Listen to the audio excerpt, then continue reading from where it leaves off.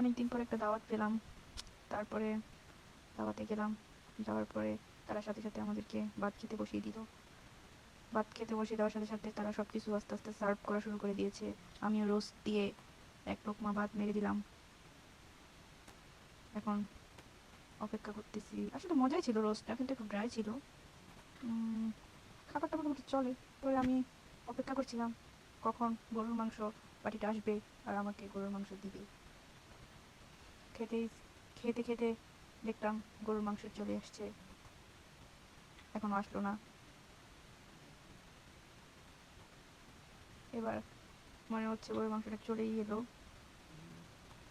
তারপর গরুর মাংস আমাকে দিয়ে দেওয়া হলো, এখনোই দিল না। এই যে গরুর মাংস দিয়ে দিল।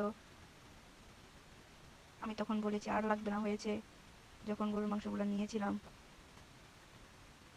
এত সফট, এত জুসি, এত সফট, এত জুসি গরুর মাংস, আমার মুখের মধ্যে মনে হচ্ছিল বাস্ট হচ্ছিল আমার মুখের মধ্যে। আমার